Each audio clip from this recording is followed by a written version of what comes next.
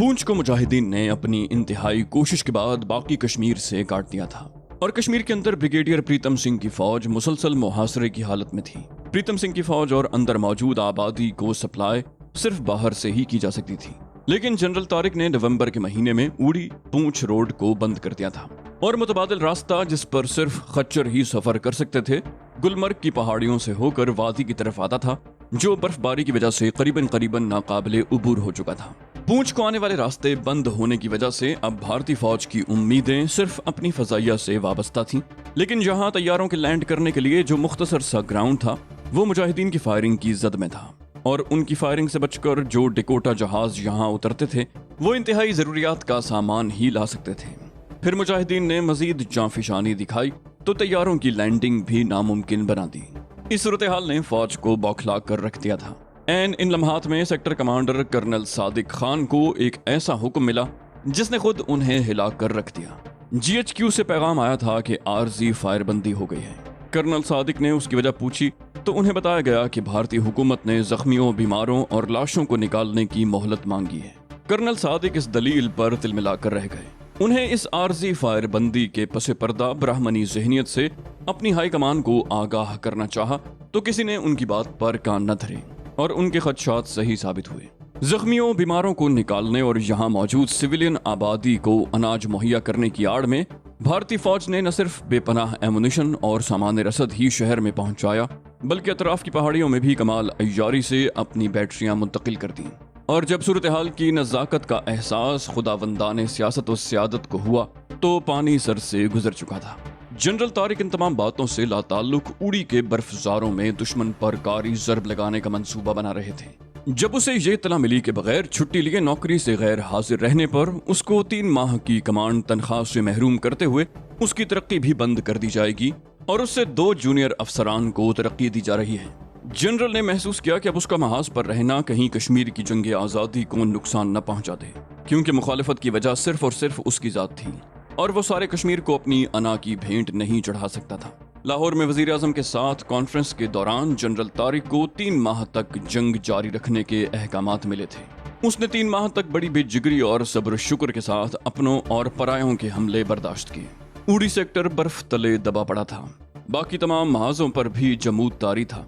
पाकिस्तान के कश्मीर पर हक का दावा अक़वाम मुत्तहिदा में ज़ेर बहस था और आलमी राय आमा खासी हद तक पाकिस्तान के हक में हमवार हो चुकी थी। इस दौरान आज़ाद कश्मीर का GHQ भी कायम हो चुका था।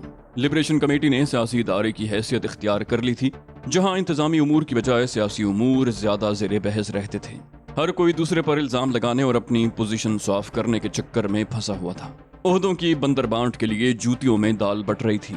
ये थे वो संगीन हालात जिनमें जनरल तारिक ने इस गंदी सियासत से निकलने का फैसला किया और हुकूमत से दरखास्त की कि उसे कश्मीर की कमांड से फारिग कर दिया जाए। नूर वली को हसन की आमद की इत्तला शरफू के करीब बैठे हुए ही मिली थी। वो लोग वहां एक अहम फैसला करने के लिए जमा हुए थे। पूंछ में भारतीय फौज की मजबूत पोजीशन और दूसरे महाजों पर अभी तक पाकिस्तानी फौज के पसोपेश ने उन्हें अपनी खवातीन और बच्चों के मुस्तकबिल के मुताल्लिक सोचने पर मजबूर कर दिया था। नूर वली की जहां दीदा नजरों ने हालात का बगौर जायजा लेने के बाद ही ये नतीजा मुरत्तब किया था कि औरतों और बच्चों को सरहद पार पाकिस्तान भेज दिया जाए और वो अगर पाकिस्तान न भी पहुंचे तो कम से कम कश्मीर के आज़ाद करदा इलाके में चले जाएं। उसके साथियों ने बड़े ठंडे दिल से बूढ़े नूर वली की बातें सुनी और खासी बहस के बाद वो लोग औरतों, बच्चों, ज़ईफ और जख्मी मर्दों को सरहद पार भेजने पर रजामंद हुए थे। जवानों का एक दस्ता भी उन्होंने इस काफिले की हिफाजत के लिए तैयार किया था, क्योंकि टुकड़ियों की शक्ल में इससे पहले पूंछ से निकलने वाले मुसलमान काफिलों पर जो कयामत मकामी गैर मुस्लिम आबादी और फौज के हाथों टूटी थी उससे वो लोग बखूबी आगाह थे। नूर वली के लिए परेशानी का बायस जोहरा का इनकार था। जोहरा ने शेरू की वापसी तक यहीं रुकने का फैसला किया था और यहाँ से जाने या न जाने का फैसला भी शेरू पर ही छोड़ा था। नूर वली ने शरफू को इसीलिए अब उसके पास भेजा था कि वो जोहरा को अपना फैसला बदलने पर मजबूर करे। शरफू की समझ में नहीं आ रहा था कि वो क्या करे। वो तो हकीकतन यही चाहता था कि जोहरा यहाँ से चली जाए और इस तरह कम से कम वो अपनी जहनी कशमकश से तो निजात हासिल कर लेगा जो जोहरा की मौजूदगी ने उस पर तारी कर रखी थी। उसे महसूस हो रहा था कि वो मौजूदा संगीन हालात में अपने दोस्त की अमानत की सही तरीके से रखवाली नहीं कर सकेगा। उसके अंदर जिस अशरफ खान ने जोहरा को देखकर सर उठाना शुरू कर दिया था उससे शरफू बहुत खौफजदा था। वो बुनियादी तौर पर सीधा साधा तालिब इल्म था और जंग आज़ादी में शमूलियत के बाद से उसकी सारी सलाहियतें सिर्फ डोगरा साम्राज्य के खिलाफ जंग के लिए वक्फ होकर रह गई थीं। लेकिन जोहरा की अचानक आमद ने उसे कहीं का नहीं रहने दिया था। उसके अंदर एक ऐसी लड़ाई शुरू हो चुकी थी जिसने उसे तोड़ फोड़ कर रख दिया था। वो खामखा खुद को मुजरिम गर्दानने लगा था और ये एहसास जुर्म अब शदीद से शदीद तर होता जा रहा था। नूरवली के इस फैसले ने उसकी मुश्किल खासी आसान कर दी थी, लेकिन जोहरा के इनकार ने उसे फिर सोचों के गिरदाब में लाकर फेंक दिया। पहाड़ी का मोड़ मुड़ते हुए वो यही दुआएं मांग रहा था कि जोहरा अपना फैसला बदल दे। अचानक किसी आवाज की बाजगश्त ने उसके कदम थाम लिए। पहाड़ी के दूसरे कोने से किसी ने उसका नाम लेकर उसे पुकारा। आवाज एक गूंज पैदा करते हुए उस तक पहुंची। वो मुंह ही मुंह में बड़बड़ाया, खुदा खैर करे, और वापस चला गया। पहाड़ी मोड़ मुड़ते ही जिस शख्स पर उसकी नजर पड़ी, उसे देखते ही शरफू की धड़कनों में शिद्दत पैदा हो गई। उसने बाहें फैला दी। फरजंद तुम? फरजंद उसकी बाहों में सिमट गया। शरफू, मैं तुम्हारे लिए कोई अच्छी खबर नहीं लाया शरफू, मुझे माफ कर देना। फरजंद ने उसके गिर्द अपनी गिरफ्त मजबूत करते हुए शरफू की पीठ को थपथपाया। नूरवली भी इस असना में वहां चुपचाप आकर खड़ा हो गया। फरजंद की कही हुई बात और नूरवली की सोगवारी ने शरफू को बहुत कुछ समझा दिया, लेकिन उसका दिल इस बात पर यकीन करने को तैयार न था। उसने बेचैनी से फरजंद से पूछा, क्या बात है फरजंद, क्या हुआ? फरजंद ने कुछ कहना चाहा, लेकिन अचानक जैसे किसी ताकत ने उसकी कुव्वते गोयाई सल्ब कर ली। सामने के मोड़ से अचानक जोहरा नमूदार हुई। शायद ये खबर उस तक पहुंच चुकी थी। वो चुपचाप नूरवली के नजदीक आकर खड़ी हो गई। उसका चेहरा जज्बात से आरी था। नूरवली की आवाज भर्रा गई। वो बोला, खुदा को यही मंजूर था बेटी कि शेरू हमसे अलग हो जाए। शायद खुदा को मुझ बूढ़े की कुर्बानी मंजूर नहीं। बखुदा वो सरबुलंदों में सरबुलंद था कि अजीम फर्ज की अदायगी में उसने शहादत पाई और हमें अकेला छोड़ गया। नूरवली का गला रुंध गया। सब्र कर मेरी बच्ची, सब्र कर, ये कुफरान नेमत है। शहीदों को रोया नहीं करते मेरी बच्ची। फरजंद ने मुंह दूसरी तरफ फेर लिया और शरफू को तो जैसे सकता हो गया। वही बात सच निकली जो उसने सोची थी। उसने दिल ही दिल में कहा, उफ खुदाया, ये क्या हो गया। उसके अंदर झक्कड़ चलने लगे थे। उसे अपना दम घुटता महसूस हो रहा था। फिर उसे अपने गालों पर गर्म आंसू के कतरों का एहसास हुआ। उसके साथ ही वो गुबार जिसने उसका दम घूंटना शुरू कर दिया था, उसके पेट से हलक की तरफ सफर करने लगा। शरफू ने इंतहाई जब्त से काम लिया, लेकिन इस रेले की तोयानी के सामने उसकी एक न चली और वो बच्चों की तरह फूट फूट कर रोने लगा।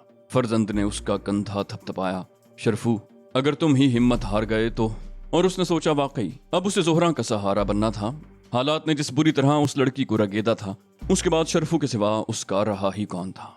शरफू ने हैरत अंगेज जब्त का मुजाहरा किया। बोला, मुझे सारी कहानी सुनाओ फरजंद। फिर वो जोहरा से मुखातिब हुआ, आओ जोहरा, तुम भी सुन लो। फरजंद उसके साथ बटोट में था। वहीं हमारा शेर शहादत के मनसब पर सरफराज हुआ। चुप हो जाओ जोहरा, इन आंसुओं को यूं मत बहाओ। अभी हमें बहुत रोना है। अपने प्यारों का मातम करने के लिए अभी हमें बहुत लंबी जिंदगी गुजारनी है। जोहरा चुप हो गई। चारों उस कमरे में आन बैठे। नूरवली सारे रास्ते उन्हें तसल्लियां देता आया था, लेकिन वो जानता था कि ये तिफिल तसल्लियां हैं। शेरू की याद सारी जिंदगी उन दोनों को रुलाएगी। कमरे में बैठते ही फरजंद ने उन्हें श्रीनगर से बटोट तक की कहानी सुनाना शुरू कर दी। बोला, मैं शेरू के साथ था। हम इकट्ठे फायरिंग करते हुए पीछे हटे थे। बस ये समझ लो कि मैं अकेला तुम्हें ये कहानी सुनाने के लिए जिंदा बचा हूँ। कितना बदकिस्मत हूं मैं, शायद ही कोई और बचा हो, सिवाय उनके जो हवलदार गुलाम मोहम्मद के साथ श्रीनगर की तरफ निकल गए। नूरवली, बखुदा मैं बुज़दिल नहीं हूँ, लेकिन ये बेमकसद की बेवक़्त मौतें अब मेरी बर्दाश्त से बाहर हैं। उसकी आवाज़ भर्रा गई। बोला, मैंने वो मंजर देखे हैं कि अब मेरा ईमान ही इंसानियत से उठने लगा है। नूरवली, पठान भाग रहे हैं, हिंदू फौज आगे बढ़ रही है। उधर पाकिस्तान से कोई फौज हमारी मदद को नहीं आ रही। हम इतने मोमिन नहीं कि आसमान से फरिश्ते हमारी मदद को उतरेंगे। उसके आखिरी फिक्रे की काट इतनी गहरी थी कि बूढ़ा नूरवली तिलमिला उठा। उसने बड़ी हिम्मत से काम लेकर अपने लहजे पर कंट्रोल किया। बोला, तुम क्या कहना चाहते हो? फरजंद की आवाज खासी बुलंद हो गई। बोला, नूरवली, कबूतर की तरह आंखें बंद कर लेने से बिल्ली का खतरा टला नहीं करता। खुदा के लिए हालात को समझो। हम इस बेसरो सामानी की हालत में आखिर कब तक लड़ सकते हैं? कब तक? और हम आखिर लड़ किसकी उम्मीद पर रहे हैं? दुश्मन अपनी पोजीशन मुस्तहकम करते ही एक एक को सिसका कर मार डालेगा। जितनी जल्दी मुमकिन हो यहां से निकल जाओ। उसने अपनी बात मुकम्मल करके नजरें झुका ली। शायद उसमें किसी से नजरें मिलाने का हौसला नहीं था। वहां मौजूद चारों में से हर कोई दूसरे से नजरें चुरा रहा था, जैसे वो चारों एक दूसरे के चोर हों। तीनों मर्द खुद को शेरू की मौत का जिम्मेदार समझ रहे थे। उन सब पर सुकूत तारी था। फिर नूरवली ने ही हिम्मत की। बोला, फरजंद, मैं तुम्हारी बात समझता हूँ, میں جانتا ہوں جلد یا بدیر یہ حصار بالآخر ٹوٹ جائے گا، لیکن ہم کو لڑنا ہے آخر دم تک، آخری آدمی تک۔ ہم ہراول دستے کے سپاہی ہیں، اور اگر ہم ہی ہمت ہار بیٹھے تو واللہ کشمیر کے چپے چپے پر پھیلی یہ مدافعت دم توڑ جائے گی۔ وہ لوگ صرف ہم سے امیدیں لگائے بیٹھے ہیں، یہ چنگاری ہم نے سلگائی ہے، ہم پونچھ کے لوگوں نے، اور اس آگ کا ایندھن بھی اب ہم کو ہی بننا پڑے گا۔ اس کی بات ابھی بمشکل مکمل ہوئی ہی تھی کہ دروازے کے باہر قدموں کی آہٹ ہوئی۔ اشرف خان نے بڑی پھرتی سے اپنا ریوالور نکال لیا۔ فرزند رائفل پکڑ کر اس سے بھی زیادہ پھرتی کا مظاہرہ کرتے ہوئے دروازے سے چپک گیا۔ نور ولی خود آگے بڑھا، اس نے زہرا کو شرفو کے پیچھے کھڑا ہونے کو کہا۔ اس نے باہر نکل کر للکارا، کون ہے؟ ایک مجاہد کی آواز آئی، میں ہوں چاچا نور ولی۔ اس نے آواز پہچان کر آنے والے کو اجازت دی، آ جاؤ۔ تم یہاں کیسے فضل داد؟ نور ولی نے حیرانی سے اس کی طرف دیکھا۔ اس اثنا میں باقی تینوں بھی مطمئن ہو کر بیٹھ گئے۔ فضل داد کی گھبراہٹ نمایاں تھی، بولا میں بڑی مشکل سے ان لوگوں کو دھوکہ دے کر یہاں تک آیا ہوں چاچا۔ نور ولی نے بے چینی سے پہلو بدلا، کیا بات ہے، خیریت؟ اس نے شرفو کی طرف دیکھ کر کہا، چاچا حوالدار صاحب شہید ہو گئے۔ نور ولی کے منہ سے نکلا، انا للہ و انا الیہ راجعون۔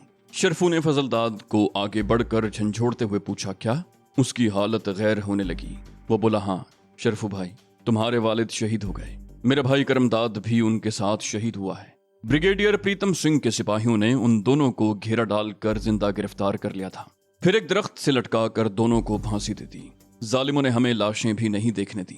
فضل داد بولتا جا رہا تھا اور شرفو کو یوں محسوس ہو رہا تھا جیسے اس کے دماغ کی رگیں پھٹ رہی ہوں۔ اس کے منہ کا ذائقہ اچانک کڑوا ہو گیا، حلق سوکھنے لگا، اور ایک مرتبہ پھر وہ پہلے سے زیادہ شدت کے ساتھ اسی کیفیت کا شکار ہو چکا تھا جس سے وہ ابھی تھوڑی دیر پہلے شیرو کی موت کی خبر سننے کے بعد ہوا تھا۔ ایک باپ ہی تو تھا اس کا اس بھری پوری دنیا میں، اور اب وہ بھی نہ رہا۔ اس نے اپنا سر اٹھا کر اچانک نور ولی کی طرف دیکھا تو نور ولی کو اس کی آنکھوں میں آگ کا دریا امٹتا نظر آیا۔ وہ دیوانگی کے عالم میں باہر کو لپکا، میں ان کتوں کو مار ڈالوں گا۔ بجلی کسی پھرتی سے فرزند نے اس کا بازو پکڑا، اس کے ساتھ ہی فضل داد اور نور ولی بھی اس کی مدد کو آگے بڑھے۔ زہرا ایک کونے میں سمٹ کر پھٹی پھٹی نظروں سے یہ منظر دیکھتی رہی۔ چھوڑ دو مجھے چاچا، چھوڑ دو، میں ان کو مار ڈالوں گا۔ انہوں نے شیرو کو بھی مار ڈالا، میرے باپ کو بھی۔ شرفو پر جنون کی کیفیت طاری تھی، وہ تینوں کے بس سے نکلتا جا رہا تھا۔ تینوں نے اپنی گرفت اس پر ڈھیلی نہ پڑنے دی۔ آہستہ آہستہ اس کی آواز بڑبڑاہٹ میں تبدیل ہونے لگی، بالآخر اس پر غشی طاری ہو گئی۔ نور ولی نے اسے اپنے بازوؤں کے سہارے زمین پر لٹا دیا۔ زہرا تڑپ کر آگے بڑھی، اس کے منہ سے نکلا شرفو، اور وہ دوبارہ سسکیاں لے کر رونے لگی۔ نور ولی نے اسے ہاتھ کے اشارے سے پرے ہٹنے کو کہا، بیٹی اگر ہم میں سے کوئی بھی رویا تو یہ پاگل ہو جائے گا، اسے حوصلہ دو۔ اس نے اپنی قمیص کی آستین سے داڑھی پر بہتے ہوئے آنسوؤں کو پونچھا۔ یہی عمل نور ولی کی تقلید میں باقی دونوں نے بھی دہرایا۔ اس نے زہرا کو اشارہ کیا، پانی لاؤ، جس نے کمال ضبط سے اپنی سسکیوں کا گلا گھونٹا تھا۔ 10 منٹ کے بعد جب شرفو کو ہوش آیا تو سب سے پہلے اس کی نظر زہرا پر پڑی، جس نے اسے ہوش میں آتے دیکھ کر اپنا آنسوؤں سے بھیگا چہرہ دوسری طرف کر لیا تھا۔ شرفو نے باری باری گردن گھما کر پھٹی پھٹی آنکھوں سے اپنے اطراف اکڑوں بیٹھے ہمدرد چہروں پر نظر ڈالی۔ چند لمحے وہ دم سادھے چپ چاپ بیٹھا رہا، پھر اٹھ کر اچانک کھڑا ہو گیا۔ فرزند تیزی سے باہری دروازے کی طرف لپکا، باقی دونوں کے ساتھ زہرا بھی اٹھ گئی، لیکن شرفو اپنی جگہ سے ہلا نہیں۔ وہ چند ثانیے ٹکٹکی باندھے پھٹی پھٹی آنکھوں سے نور ولی کو گھورتا رہا۔ ایک کربناک آواز اس کے گلے سے بلند ہوئی، چاچا، اور وہ ٹوٹی ہوئی ڈالی کی طرح نور ولی کے بازوؤں میں گر کر بچوں کی طرح رونے لگا۔ فضل داد اور فرزند نے اپنے منہ دوسری طرف موڑ لیے اور زہرا پھر سسکنے لگی۔ 3 دن تک نور ولی نے انہیں مسلسل اپنی نگرانی میں رکھا۔ یہ 3 دن پونچھ کے مسلمانوں کے لیے قیامت سے کم ہرگز نہ تھے۔ مسلمانوں کا قتل عام روزانہ کا معمول بن چکا تھا۔ نور ولی کو شرفو اور زہرا کے متعلقین کی قربانیوں کا شدت سے احساس تھا۔ وہ اپنی ذمہ داری سمجھتا تھا کہ ان دونوں کو محفوظ مستقبل کی ضمانت دے، لیکن کس طرح؟ یہی سوال اسے پریشان کیے ہوئے تھا۔ تیسرے دن مسلسل سوچ بچار اور برادری کے ان سرکردہ لوگوں سے مشورہ کرنے کے بعد جو ابھی پونچھ میں تھے، نور ولی ایک فیصلے پر پہنچ چکا تھا، اور اس روز وہ اسی ارادے سے شرفو کے پاس آیا تھا کہ اسے بادل نخواستہ اپنے فیصلے سے بھی آگاہ کرے اور پونچھ سے ہجرت پر بھی تیار کرے۔ شرفو اسے پناہ گاہ کے باہر ہی مل گیا۔ وہ اپنی رائفل کھول کر اسے صاف کر رہا تھا جب نور ولی اس کے سر پر جا پہنچا۔ اس نے نور ولی کو دیکھ کر کھڑے ہوتے ہوئے کہا، سلام چاچا۔ نور ولی نے اس کے سر پر دست شفقت رکھا، جیتے رہو۔ اس دوران شرفو نے رائفل دوبارہ بند کر لی تھی۔ نور ولی بولا، میں تم سے ایک ضروری بات کرنے آیا ہوں بیٹا۔ گو کہ ایسی باتیں خاص مواقع پر ہی کی جاتی ہیں، لیکن حالات جس نہج پر جا رہے ہیں वहां मैं किसी बात को अधूरी छोड़ने या कल पर टालने का खतरा मोल नहीं ले सकता।